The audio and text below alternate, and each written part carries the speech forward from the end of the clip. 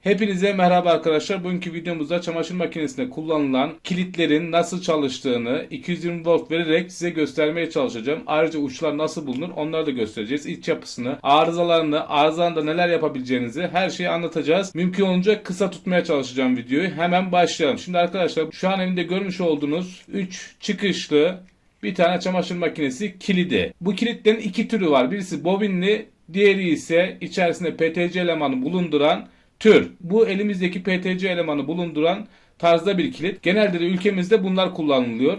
Bobinli olanlar çok fazla karşımıza çıkmıyor. Var mı? Var. Yaygın mı? Yaygın o da. Neyse. Şimdi burada 3 tane ucumuz var. Burada rakamlar yazar. 2C, 1N, 3L. Bazına 1, 2, 3, 4 yazar. 1, 2, 3, 4, 5, 6 olabilir. 1, 3, 2 yazar. Burada önemli olan bu uçlardan birisinin faz, bir ucunun ise nötr olması. Diğer ucu ise kontak. Yanlış bağlantı yapılırsa ne olur? Gümler. Kilit sağlamsa doğru bağlantıyı bulmak basit. Elinizde ammetre olacak. Olmadan da ammetreniz yok mesela. Nasıl bulacağınızı göstereceğim. Ammetre varsa omaj kademesini alıyoruz. Uçlara değdiriyoruz. Bu kilit normalde bozuktu. Ancak biz bir şekilde faal hale getirdik. Fakat kullanmayacağız. Şu an videoda da görüyorsunuz ilk halini. Sadece çalıştırmak için, yani kısa süreli çalıştırmak için faal hale getirdim. Size de kilitlerinizi tamir etmemenizi tavsiye ediyorum. Zaten bununla ilgili bir video çektik. Değer yok. Değer yok. Ortaya alıyoruz.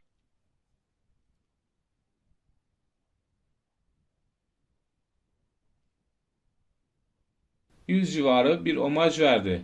Bu demek oluyor ki ucun birisi faz, birisi nötr. Diğerlerinde zaten değer almıyoruz. Sadece şu iki uçta alıyoruz. Yani elektrik bağlantımız buraya yapılacak.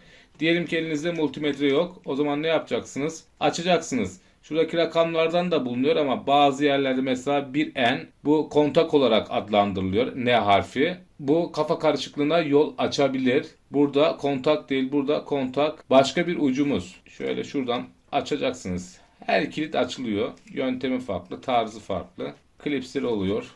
Açarken de dikkatli açın. Dağılmasın elinizde. Çıkarttınız. Bakın. Mal bu. Şimdi sistem nasıl? Bu da yerinden çıkmış. Sistemi hemen anlatalım. Buraya ve buraya elektriği verdiniz. Bu hattın altında videoda da görüyorsunuz bir tane parçamız var. Bir levha aracılığıyla PTC'mize değiyor. Buradan da üst tarafa şu levhaya ve alttaki PTC'nin hemen üstünde olan levhaya akımımız geliyor. Şimdi üstteki ile alttaki birbirine değmiyor. Değerse ne olur? Kısa devre olur. Gümler. Ne oluyor peki? Bu ısınarak, yani bu elektriğin gücüyle PTC ısınarak yukarı doğru kalkıyor. Şu şekilde.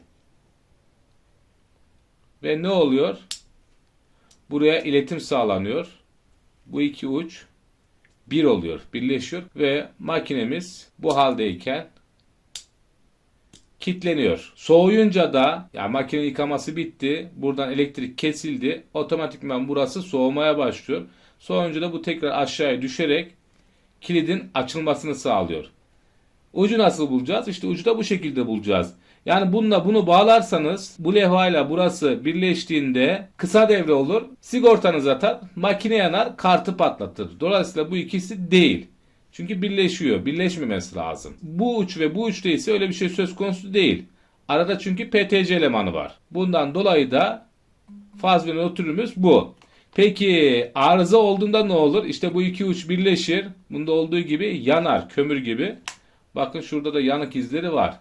Bir şekilde temas etmiş. Neden yapar bunu? Sıvı teması, su teması buna yol açar. Zaman içerisinde şu levhaların şu kısımlarında videoda görüyorsunuz memeler var. Bunların özel kaplaması var. Bu kaplamalar devre tamamlandığında kararır. Nemden yine başka sebeplerden eskimeden ne olur? Buraya yapışır kalır. İnmez aşağıya. Yine bu da makinenizde kilit sorununa yol açar. Yani makine kilitlenmez, kilitlenir, açılmaz, açılır, tekrar kilitlenmez vesaire vesaire. Şimdi 220 volt vereceğiz ve çalışmasını size gösterelim. Hem buradan göstereceğim hem bunu kapatıp üzerine göstereceğim. Bu işler için yalıtımlı kablolar kullanmak lazım. Bazılarına bakıyorum çok böyle acımasızca girişiyorlar. Elektriğin şakası yok. 50 voltun üzeri voltaj insanlar için ölümcül. Şu anda verdik. Şuraya odaklanın arkadaşlar. Şuraya ve şuraya.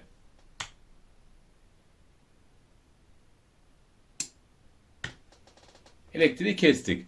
Soğuyunca ne yapacak? Aşağı inecek bu. Şimdi şöyle bir şey var. Bunlarda 70-80 saniye içerisinde 1 dakika, daha da üzeri olamaz. Yani 80 saniyenin üzeri olmaz. Eğer böyle bir değer alınıyorsa o kilit yavaş yavaş yolcudur demektir. Neyse bu zaman içerisinde bu düşer aşağıya. Bunun yukarı çıkma süresi ise kısadır. 3-5 saniyede çıkması lazım. Şimdi bekliyoruz. Gördüğünüz gibi soğuyunca PTC elemanımız ne yaptı? Kilidi açtı. Şimdi bunu bir de bunun üzerinde gösterelim. Takalım yani. Şimdi makinenize çamaşırları koydunuz. Ne yaptınız? Kapağını kapattınız. Ne oldu? Bu kapanan kapak bunu aldı. Bu biraz eski. Buraya getirdi. Kancamız burada. Şu halde tuttu. Sonra siz programı seçtiniz. Şuraya bakın bu arada. Şu an bırakırsam gidiyor. Siz programı seçtiniz.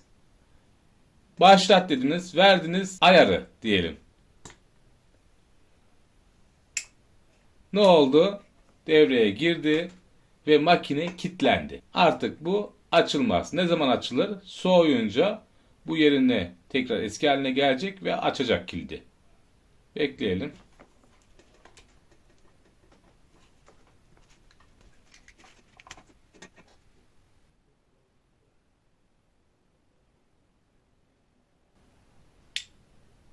Evet.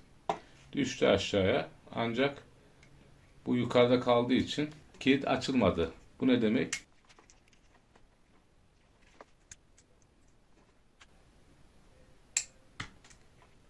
Bunun sebebi de şu. Bu kilit arızalı değil aslında. Kanca buraya takılı olduğunda biraz şu pozisyonda oluyor. Yani şurada baskı yok. Şu anki gibi sabitlemediğim için şu kısım buraya baskı yapıyor. Bu nedenle de kilit düşmedi. Normalde bu halde olur. Kanca problemi varsa da kilit arızalı zannedilebilir. Bu da önemli. Şimdi açsın bakalım. Şu an bırakıyorum, düşmüyor. Şu pozisyonda duracak. Bu kadar. Bu şekilde çalışıyor. Şimdi bu kilidi tamir ettik. Niye kullanmayacağız? Arkadaşlar tamir edilen kilit bir süre sonra tekrar arıza gösterir. Şimdi videoda da görüyorsunuz. Kararıyor vesaire. Bunlar zımparalanıyor. Bizim şu anda bunu yaptığımız gibi. Oldu, yaptım. Sonra takılıyor. Bir süre sonra kartı patlatıyor. Bu sefer kart arızası oluyor. Bu da can yakar. Şimdi içinde gösterelim parçalarını. Bu kilidi biz açtığımızda şu ikisi kısa devre pozisyondaydı. Yani kurcalanmış da. Bilmiyorum kim kurcalanmış. Ancak kısa devre pozisyondaydı. Bu iyi bir şey değil. Kilit sürekli kaldığı pozisyonda kalmaya devam eder. Yani şu haldeydi. Şöyle çekip gösterelim. Şöyleydi. Makine muhtemelen çalışmıyordu. Çalışmaz. Arıza verir. Şöyle kapatalım.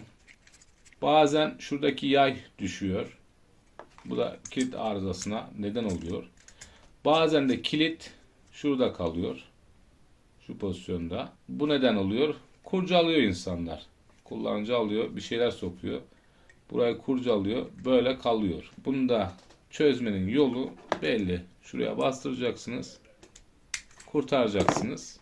Bu kilitlerin tamir edilip tekrar kullanılmaması ile ilgili detaylı bilgiler içeren videonun linkini de açıklamalara ekliyorum. Anlatacaklarım bu kadar arkadaşlar. Umarım faydalı, güzel bir video olmuştur. YouTube kanalımıza abone olarak destek verirseniz sevinirim. Başka bir videomuzda görüşmek üzere. Hepinize sağlıklı, mutlu, güzel günler dilerim. Hoşça kalın.